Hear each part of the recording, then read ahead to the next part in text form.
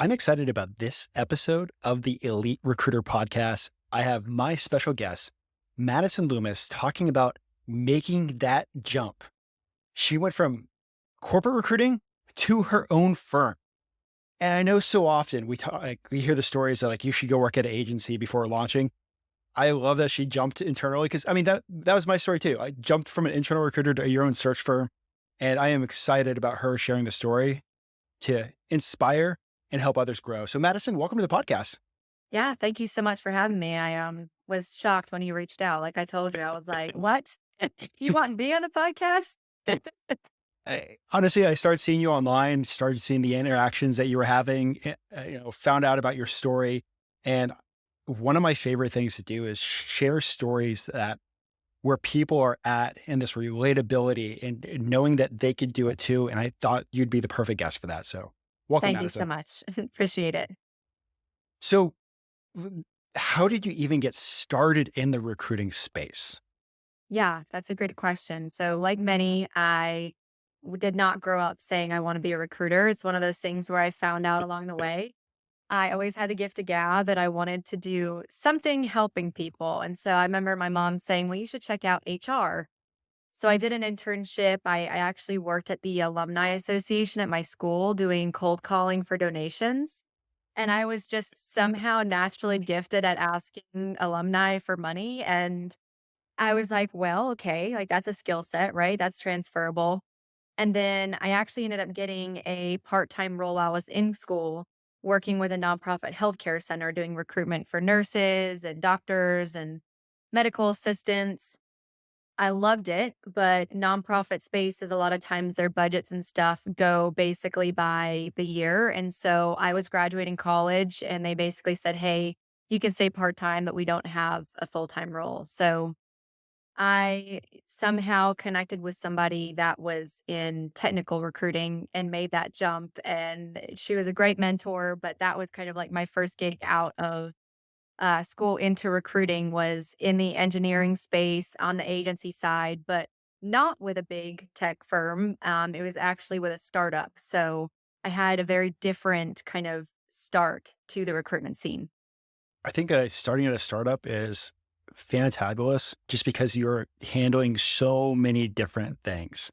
Oh, yeah. Yeah. I mean, we were boots to ground. It was like go to the Tech After Five conference, do a giveaway of a Fitbit, like knock on people's doors, find different companies and go stay in hotels in Charlotte and Greenville. And it was, I mean, we didn't have many resources at all, but it taught me all the things that I think you miss out on when you are just in a big company where it's like, here's this technology and that technology, and here's a database of 500 million contacts. So I actually am very, very thankful because I had the best mentor there and it was a blast. And one more thing, like for listeners, if you're looking at startups, one of the cool things about startups, like I said, is like you get to cover so many things. And yes, Yeah. it is nice to go work at a large company that like, we need you to fly to this location for a while. But when it comes down to the rest of your career, like the impact of things that you're going to learn, those smaller companies Yeah. are huge. Yes. And it was just working like we primarily worked with other startups in the tech space. So it was like just super gritty and resourceful and finding creative workarounds for pretty much everything we did. And I'm sure that you're using some of those workarounds and some of that grit right now. Yes. Every day. And so fast forward, like you launched your own agency. Mhm. What made you finally decide to make that jump? Yeah, I think it was a bunch of different things. I'd always knew that I wanted to, start my own agency, but it was just a matter of timing. And, life has its funny ways of bringing you places that you didn't think you'd be. And so, I was in tech for the better part of about 7, 8 years and just seeing the layoffs. And I was like, well, I'm not laid off, but it could be just a matter of time here. So, when you're and not to boast, but when you are a top performer and when you have consistently done a good job, it's like, you're building someone else's dream if you're working in a startup. And so it was like I'd seen the frameworks, I knew how to build from the ground up, but I was doing it for someone else. And so for me, it really hit a wall when I just started to think like, I know how to do this. I just need to have the courage to jump and do it and be okay with kind of that small, shorter period of building it up and ramping it up. And my partner is just awesome and saw the potential in me and it kind of said like, just do it, like I've got your back, just do it. You're great at what you do. And so for me, it was just like, okay, if I'm not going to do it, or if I'm going to do it, like now is the best time while the economy is a little bit shaky. And let me ask you a question. Hmm. The firm that you left to make your own jump, did Yes. they end up doing layoffs down the road? So they had actually done several layoffs, or I don't remember how many rounds of it, and I had survived those. So I was like, okay, I'm in the clear, But then it's like, who would have known? I don't know. And I'm not speaking ill on them. I think they're a great company, but it was just like, let me take matters into my own hands. I'm not just gonna wait to be like, oh, I don't have a job anymore. Yeah. So So it was one of those things I was just like, wait, would you have gotten laid off anyways? And there's so many people that have gotten impacted by layoffs this year. I And know it's a toss up, maybe. and well, let me ask you another question on this. Hmm. The person that told you to make the jump and believed in you, Hmm. if you didn't have that person, would you still have made that jump? Probably not, and I don't I will say it was several people. Okay. As I had told you personally, I started the business and not in partnership in the same business with my brother, but he is a PA, which is a space that we work within, and so between him and my boyfriend and just my family and support system, I mean, they were all like, "Just do it, Maddie," like, you can do it, and you might have a few hard months, but do it, like, we believe in you. And I really don't think I would have because I had been so used to just getting the paycheck and so used to, when you work in tech, you get paid well. I mean, there's no doubt about that. So it's like, oh gosh, you live this one lifestyle and now it's like no more $8 lattes for you. So yeah, I don't think I would have. Okay. And can you tell the listeners about your current company? Sure. So we do advanced practice recruitment. We actually are kind of like unique value proposition is that we don't do the percentage of base salary for a fee placement. So it's a flat fee. And the reason why I like that and why I wanted to do that is because I think a lot of times clients almost feel like they're incentivized to pick the most cost effective person rather than the best fit. So it kind of alleviates that on their end of like, hey, you're going to pay the same amount no matter who you pick. So just pick who you want. And then on the candidate side, it's like, hey, we're not benchmarking you and pushing one person forward or advocating for one candidate more than the other because there's a larger or a smaller fee. And so candidates feel like, okay, no matter what, like I'm going to be presented in the same manner alongside the other people. So I think it creates a very fair process. But we primarily focus on nurse practitioners, physician assistants, and medical doctors. Oh, fantabulous. And I Yeah. have seen like a lot of people like talking about those flat fees and a pickup Mhm. of like doing different things in the market just to differentiate yourself. And I Yeah. take it your customers are loving it. Yeah. I mean, I think a lot of people, one of the first pushbacks we get is like, I can't do the percentage of salary thing. And they're sick of these big agencies coming in and then charging them a percentage of salary or selling them on kind of the contract stuff, the locum stuff. And it's like, I've heard of people charging 40 and 50% on these contracts. And I'm like, that's got to be short lived. You're underpaying people and overcharging clients. And at some point, someone's going to catch on to that. And you're not going to be the good guy. So I think for me, it was a no brainer. And I think that a lot of people have appreciated kind of that alleviation factor in the fee. And because of that, you guys have also had some really good growth with your team over the last year and 10 months from you starting your company. Yeah, yeah. And actually, I think LinkedIn, I put the years, but I started last year. So it's been about a year. We're coming up Okay. on a year. Yeah. Sorry, that's my fault.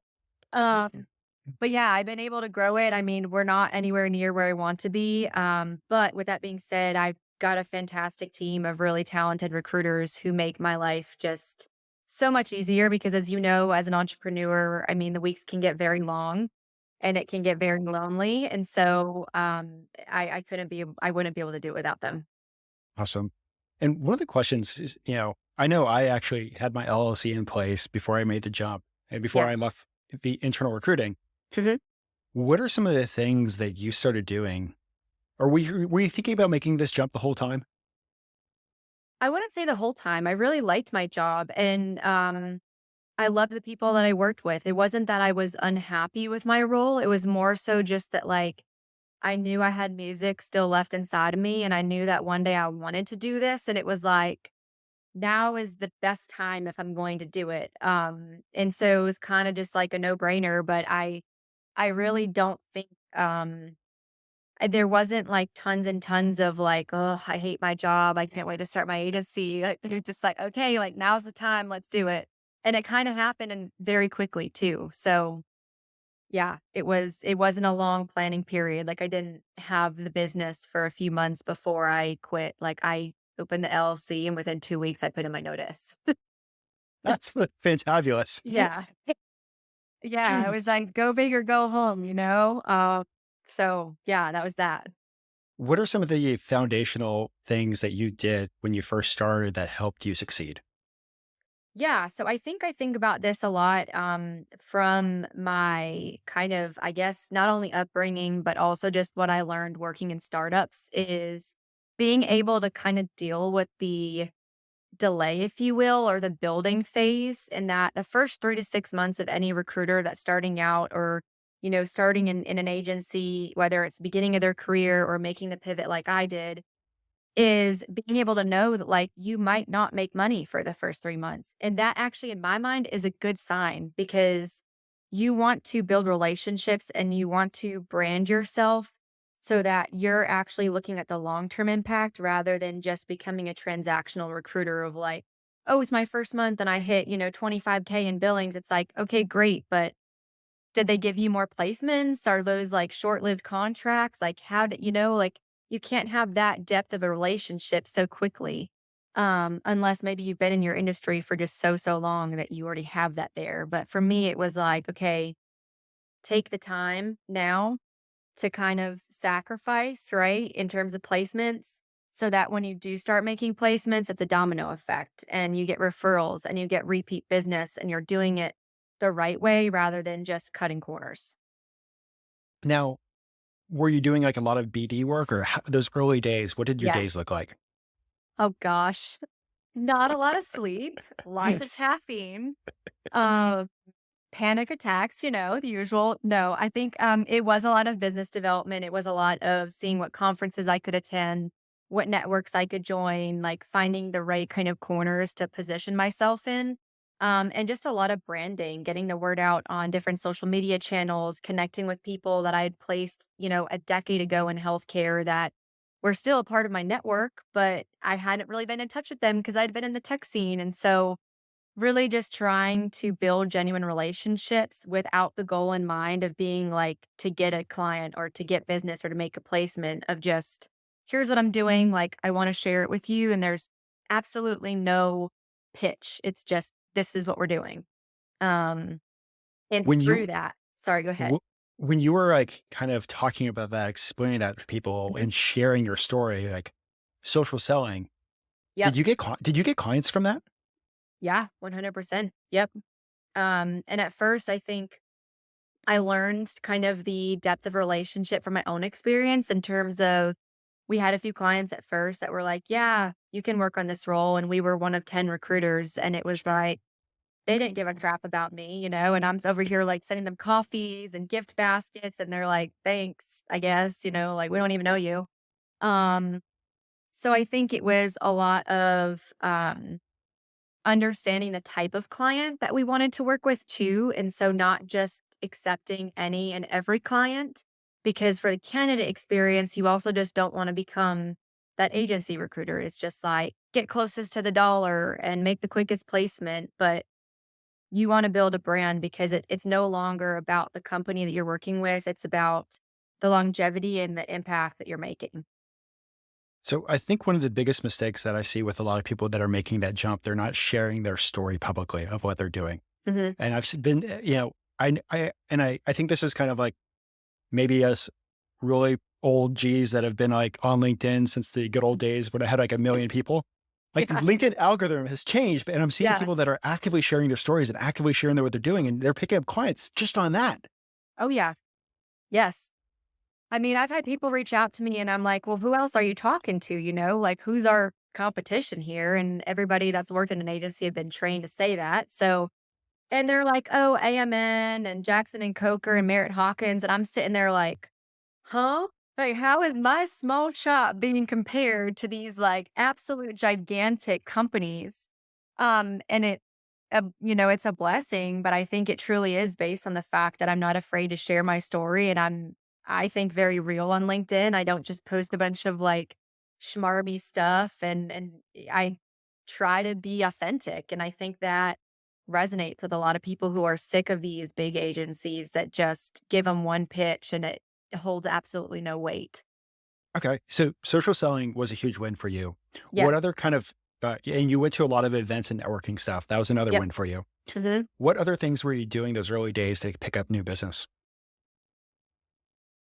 I think the best thing for me was defining exactly who I wanted to work with and not straying from that. So, like, we work with people that are under 500 employees, orthopedics, neuro, spine, and we have some clients that are outliers, of course, but um, really understanding and market mapping where those opportunities lie and not just going out blindly and taking in any type of business that was willing to work with us. And because I think there's plenty of companies that, like I said, are working with multiple agencies and it doesn't cost them anything. So they're like, sure, we are hiring a nurse practitioner here. And then there's no relationship. So you can't make a placement. And there's some like alarming statistic that, like 17% of contingent placements actually end up being a win when there's multiple recruiters. I don't know the exacts of it, but it's like we switched to a retained model. If you want to partner with us, you've got to have some skin in the game.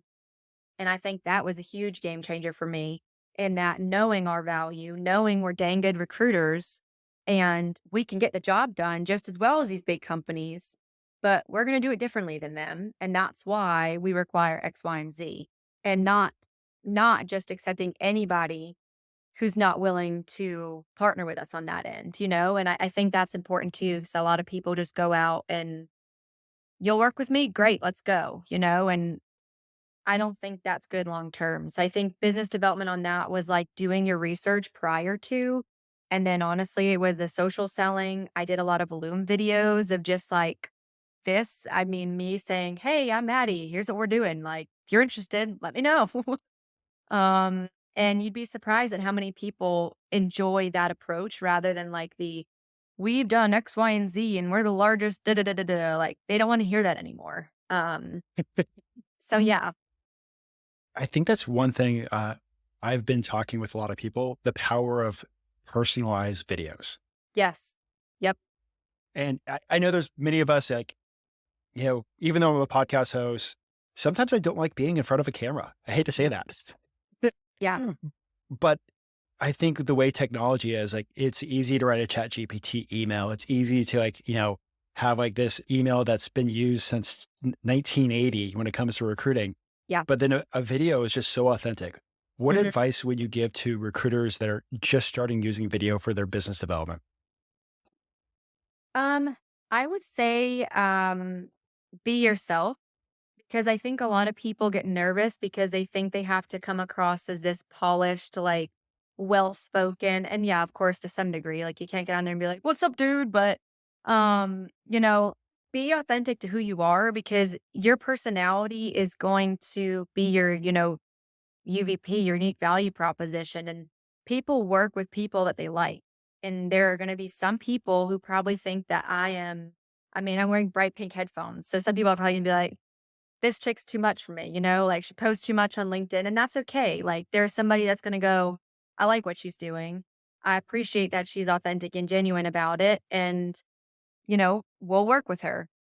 So I think everybody needs to be confident in just showing up as you are without needing to have like a script in front of you or without needing to have a business suit on. Like most of my videos I do in my gym clothes.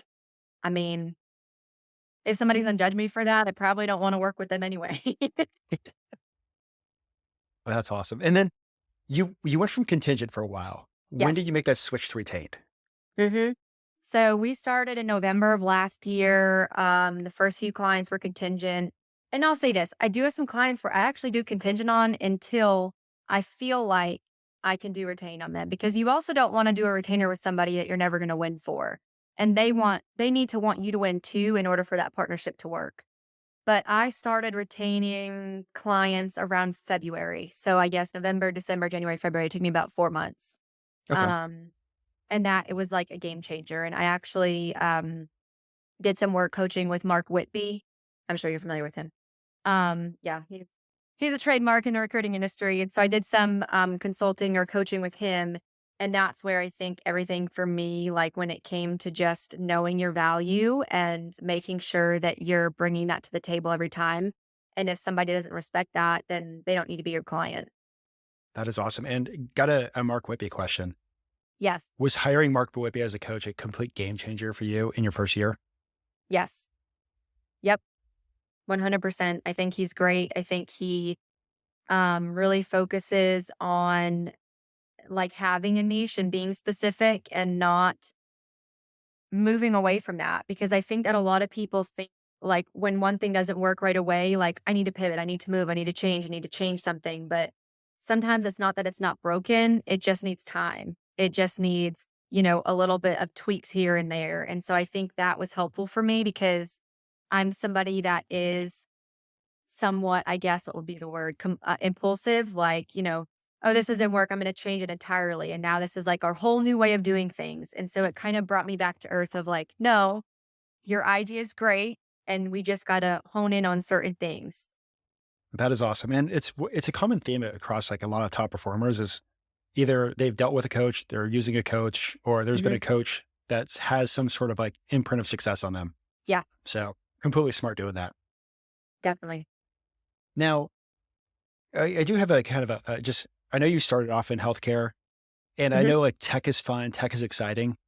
Yeah. Why did you not initially chase tech as an agency recruiter?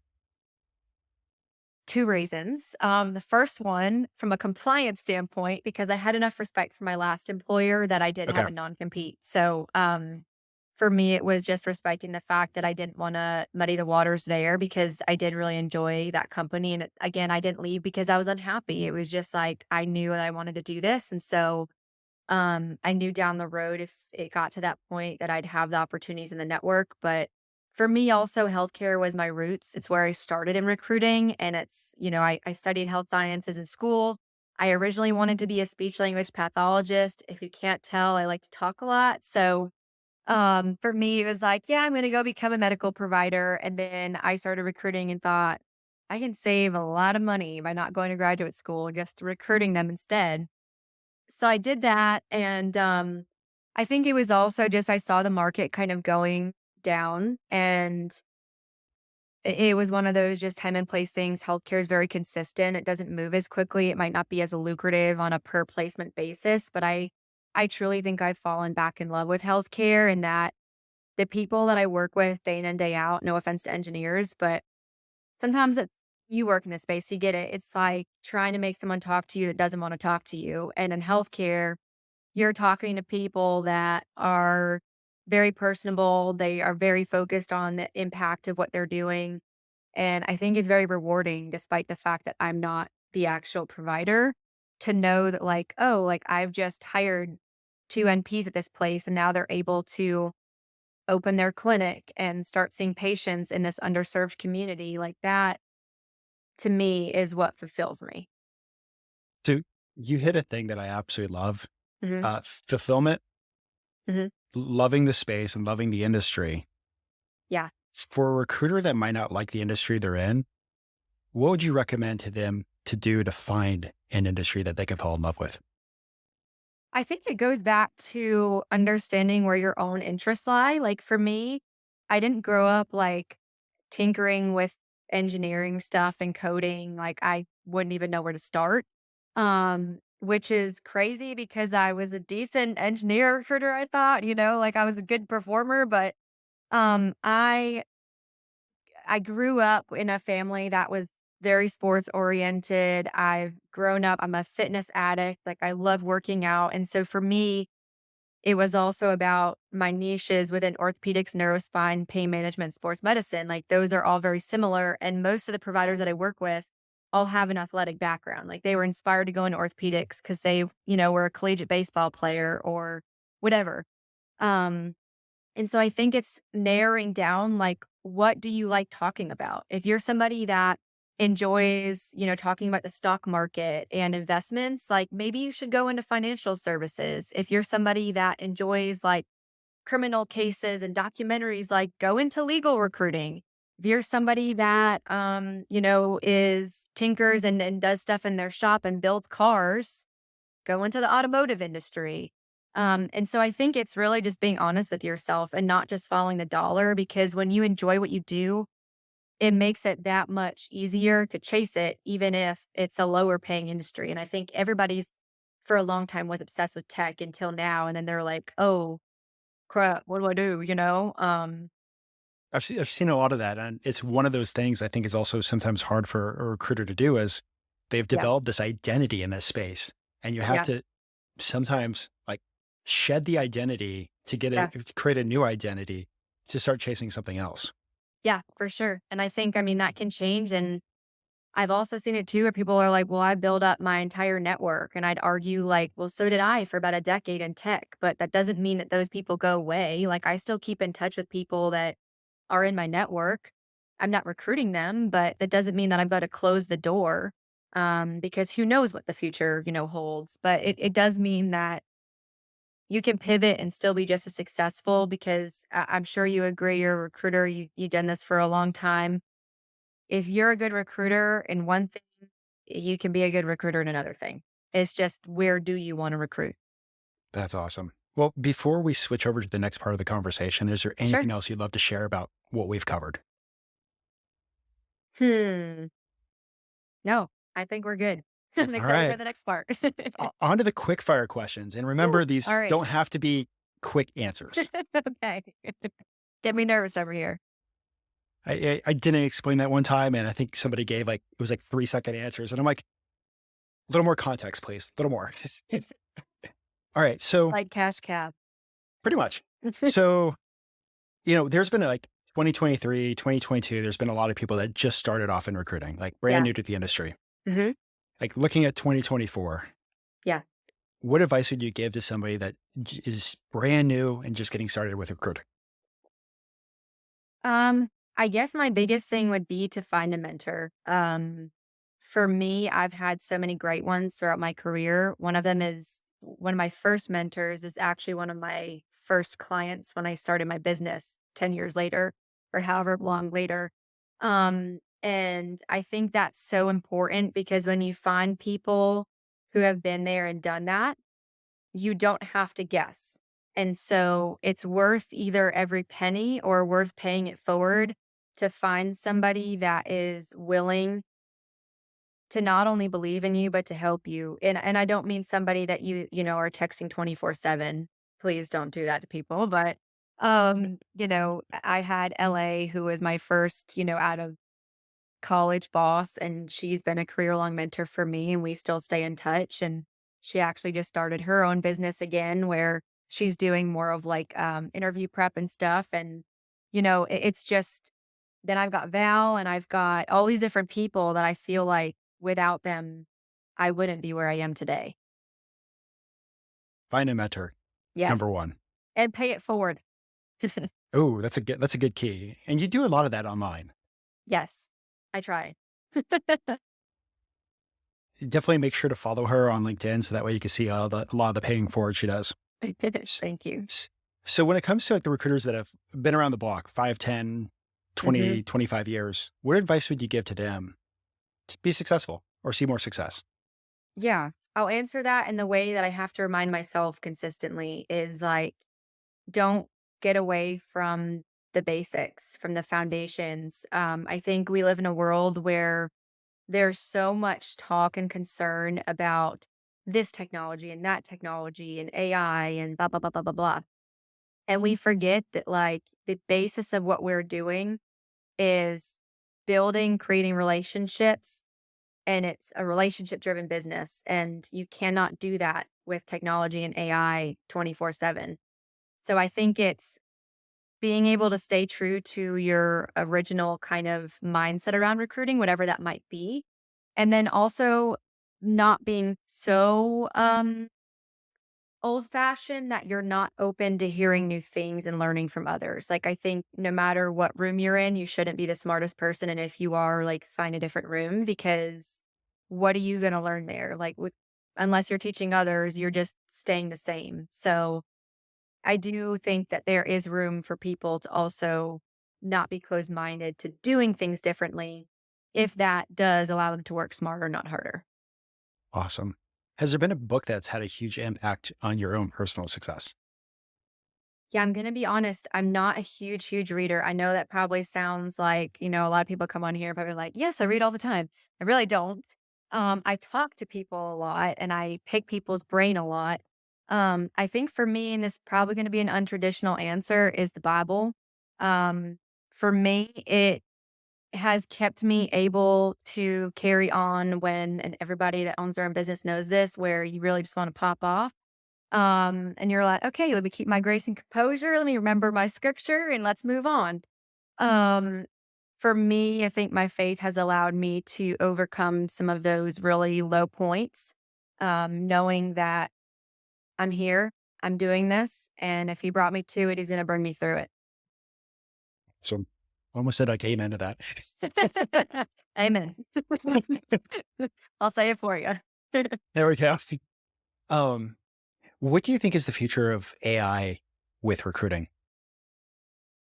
I don't know. I could take my guess, but I think it's a very real thing that's going on. And I can't say that I don't use it at all because I do. But I also think that it somewhat gets us stuck in this like analysis paralysis of it sometimes too, because it's like, I'll use the example of Dripify, which most recruiters that are listening to this might have heard of it or using it. I find when I use Dripify, yes, it solves the issue of being able to send out, the volume concept around it and the following up. But then I don't remember the conversation and it's not personalized. Whereas if I reached out to somebody because I saw something that they posted on LinkedIn, something on their profile resonated with me, or there's a mutual, like, we both do CrossFit or we both like the Patriots, whatever, then I'm remembering that conversation and it's meaning more to me. And so I've seen more ROI on those conversations than any drip campaign that I've done. Um, and I think that can take away from, like, again, the bones of what we do. And so I think it's useful, right? Everybody uses Chat GPT when somebody's like, I need a job description. I'm like, sure. But I don't think it should be used in a way that replaces the human connection and the human element of recruitment. I think that is going to separate the good from the great and the lazy from just the people that are like trying to spray and pray. I don't even know how they say it. Spray bray. Yeah. What do you think has been a huge impact on your own personal success? Probably my upbringing. I think that I was raised in an extremely competitive family, which has its good and its bad, right? And my parents were just always really good role models. I mean, they were school teachers, they owned a business, they were entrepreneurs themselves, they still are. My dad retired and then decided to take on 3 part-time jobs literally a day after he retired. It was like, I thought that was kind of the opposite of what we're doing here. And they've always just been hustlers. And so I think seeing that firsthand and seeing that, like, you can do it and you can raise 3 kids and you can be all the things and still be great at it. I really tip my hat off to my parents, because I don't have children and I don't know how they did it. Like, they were strict on us and they held really high expectations, but they also really taught us life skills that I think a lot of that we don't learn in school.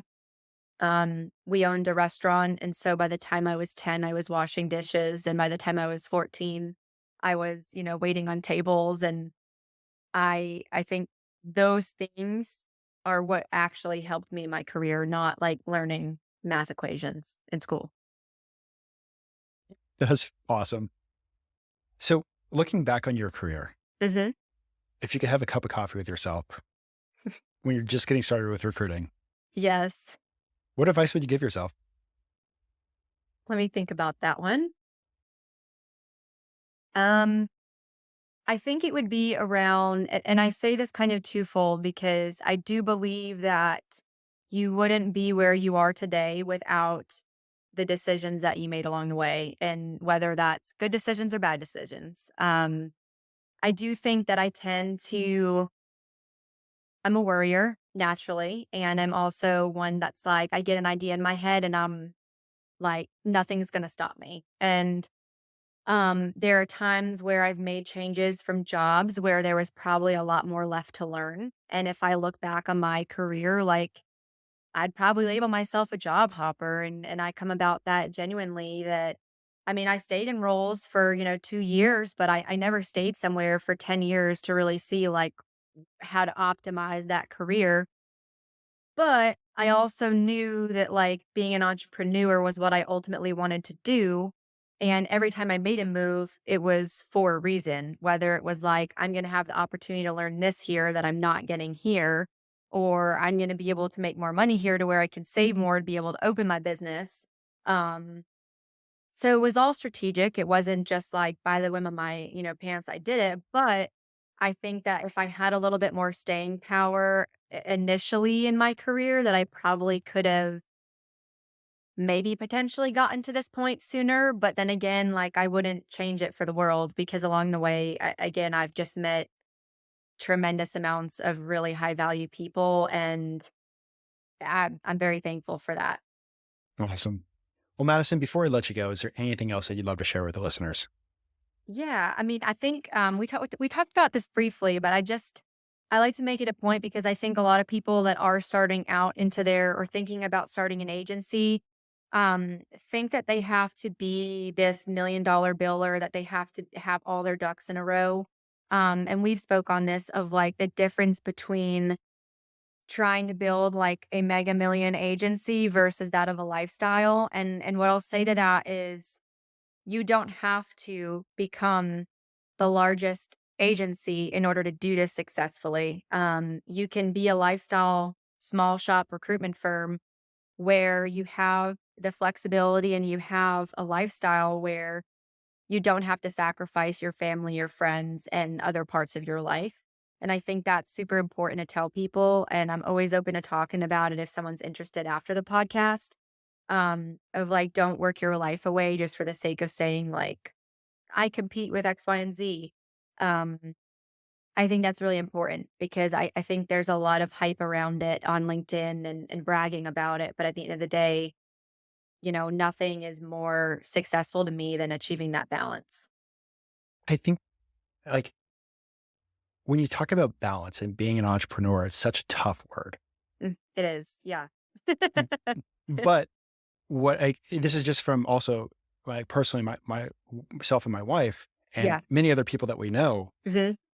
you know, we're not chasing to be like $1 million a year producer, but like been able to create some opportunities Hmm. with our business that we would have never had before. Yeah. Yeah. And I love that you said that because I like what you do creates the opportunities that you have. Hmm. And I think a lot of times too that people equate success of a company to their billings. And I would say that if you look at a lot of these top performing companies or shops that are, billing what they are, if you look to the quality of their placements and you call their candidates and you call their clients, like, are they being transactional just to say that they're a billion, they're doing X, Y, and Z? Or maybe they are just that good. In that case, kudos to you. But I mean, realistically, if you're a one man band or you're a small shop, there is going to be a limit to the bandwidth that you can take on. Unless you're like a trust fund baby, then again, no judgment, like really happy for you. But if you're not and you're like me and your parents are school teachers, then I think it's just about being consistent and knowing that like it's okay if you're not billing $1 million your first, second, third, fourth, fifth. 10th year. Like you can still live a good life and be a successful company without being this mega thing. And I think that's super important for people to know because I think a lot of people chase that and then end up quitting because they're not that. Oh, and it's that it's figuring out your definition of success Yeah. Yep. and not 100%. somebody else's definition. Do not take somebody else's definition. Like take their inspiration, but figure out your definition of success for you, Yeah. yourself, and your family.